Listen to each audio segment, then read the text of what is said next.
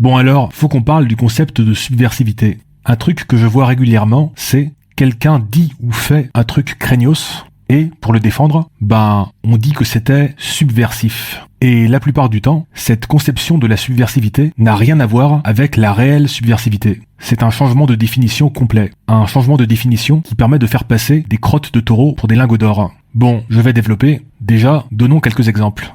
Vous n'avez pas pu échapper à l'affaire Depardieu, qui a tenu des propos ultra sexistes, voire bien pire, dans un reportage, et est accusé d'agression sexuelle par de nombreuses femmes. Suite à quoi, on a vu défiler énormément de gens pour le défendre sur les plateaux télé. En mode, il faut sauver le soldat Depardieu. Oui, visiblement, c'est une cause très importante. Avec l'argument classique de « il faut attendre que la justice fasse son travail ». En passant, si vous trouvez que c'est un bon argument, allez lire la contre-tribune qui en pointe très bien les limites. Lien dans la description. Mais un autre angle de défense, c'est de dire que Depardieu, c'est un personnage entier, rabelaisien, profondément français. Ouais, c'est Gérard, quoi. Bref, un personnage subversif qui titille la bien-pensance des moralisateurs pétris de vertu. Et du coup, vu que c'est un personnage subversif, déjà, pour les propos ultra sexistes, c'est open bar, et pour les agressions sexuelles, au fond, même si c'était vrai, c'est Gérard, quoi. C'est un personnage subversif.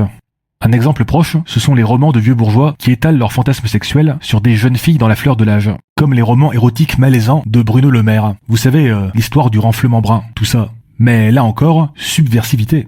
Enfin, on pourrait parler de nombreux dessins de Charlie Hebdo, qui, pour le coup, a été réellement subversif à une époque lointaine, et depuis, par exemple, des dessins sur des migrants qui se noient, trop marrant, ou sur le père du chanteur Stromae, découpé en morceaux lors du génocide rwandais, explosé de rire. Ou encore des esclaves sexuels du groupe djihadiste Boko Haram, mises enceintes de force, avec un style graphique qui rappelle les plus belles caricatures racistes des années 30, et qui disent « Touchez pas à nos allocs ». Lien des dessins dans la description. Bref, des dessins qui sont à la fois pas drôles, aussi pas drôles que les marioles de Blast, à se demander s'ils font pas des sessions de brainstorming pour trouver les blagues les moins drôles possibles, et en plus, maximalement offensants envers des minorités qui s'en prennent déjà plein la gueule. Sur le dernier dessin, par exemple, il y avait 1 milliard de blagues à faire pour se moquer des terroristes de Boko Haram. Mais non, apparemment, c'est beaucoup plus drôle de se moquer des victimes de Boko Haram. Mais, là encore, subversivité. Ouais, c'est trop subversif pour toi, tu peux pas tester. Bon alors, qu'est-ce qui va pas ici ? Eh bien, faudrait déjà revenir à ce qu'on entend usuellement par subversif. Si on interroge des gens dans la rue, il y a un nom qui va rapidement être mentionné, celui de Voltaire. Bon alors, ici, on ne va pas parler du véritable Voltaire, qui était un personnage assez peu sympathique, mais du Voltaire idéalisé. Vous savez, celui qu'on nous présente au collège, en cours d'histoire. Donc, un écrivain courageux qui ose critiquer l'ordre social en place, avec des pamphlets au vitriol, et qui n'a pas peur de payer cela avec des séjours en prison. Donc, si on prend cette image d'Épinal de Voltaire comme référence de la subversivité, il y a l'idée de challenger l'ordre social ou moral en place par des actions ou par des paroles, parfois provocatrices et exubérantes, et de le faire avec un certain courage, vu que le pouvoir en place peut vous punir pour cela. Un autre exemple qu'on pourrait citer, ce sont les premières gay prides, à l'époque où l'homosexualité était encore criminalisée dans les pays occidentaux, où des gens considérés comme des marginaux et des rebuts de la société se sont dit « Ok, vous savez quoi, puisque c'est comme ça, on va être des marginaux à fond. On va choquer votre ordre moral avec des costumes exubérants et des baisers publics, même si on doit finir au poste de police pour ça. » Ici, il s'agit de subvertir un ordre moral qui les empêche de vivre leur vie librement, quitte à se mettre en danger. Bref, cela, par exemple, c'est authentiquement subversif. Du coup, qu'est-ce qui change avec les exemples donnés plus haut ?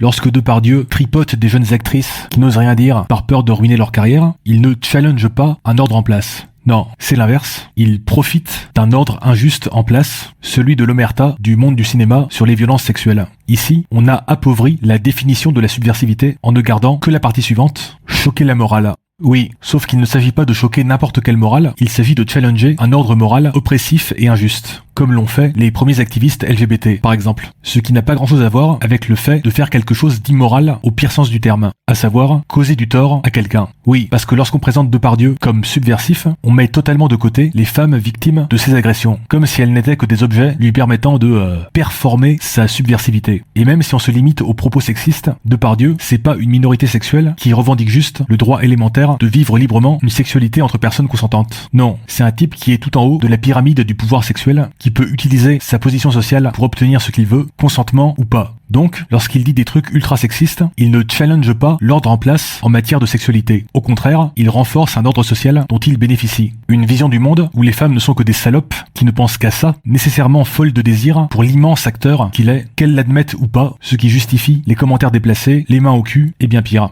Idem pour les romans de vieux bourgeois qui étalent leurs fantasmes érotiques sur des jeunes femmes pendant des pages et des pages. Ça n'a rien de subversif, c'est la vision dominante actuelle. C'est le renforcement culturel de dynamiques déjà en place. Des dynamiques assez craignos. Genre, par exemple, le vieux politicien qui fait des avances à sa jeune assistante qui pense immédiatement aux conséquences pour sa carrière si elle refuse ses avances. Et pour les dessins pas drôles de Charlie Hebdo, là encore, on a gardé de la subversivité que l'idée de choquer pour choquer, sans se soucier de savoir sur qui on tape.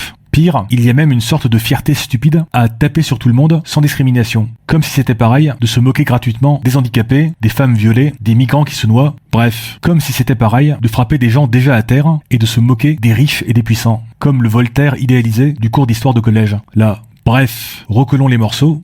Ici, il y a deux sens différents qu'on donne au mot subversivité. La définition 1, c'est la subversivité du Voltaire idéalisé qui ose manquer de respect aux puissants. C'est celle des premiers militants LGBT, féministes ou afro-américains qui osent défier l'ordre social qui les empêche de vivre librement. Et la définition 2, c'est la subversivité version Wish. Là, juste choquer pour choquer, taper sur tout le monde de manière indiscriminée, étaler fièrement ses fantasmes sexistes, mettre des mains aux fesses, ou pire. Et donc, la grande arnaque, ici, c'est la suivante. Défendre des propos et des comportements qui relèvent de la deuxième définition au nom de la subversivité en faisant comme si il s'agissait de la première définition. Autrement dit, défendre les dégueulasseries de Depardieu ou de Charlie Hebdo au nom de l'impertinence voltairienne ou du militantisme provocateur. Et comment dire, ce tour de passe-passe sémantique, là, cette subversion du sens premier de la subversivité, c'est un petit peu du foutage de gueule, il me semble. Alors, que pensez-vous de tout ça ? N'hésitez pas à prendre votre plume acérée pour subvertir l'ordre moral de l'espace commentaire.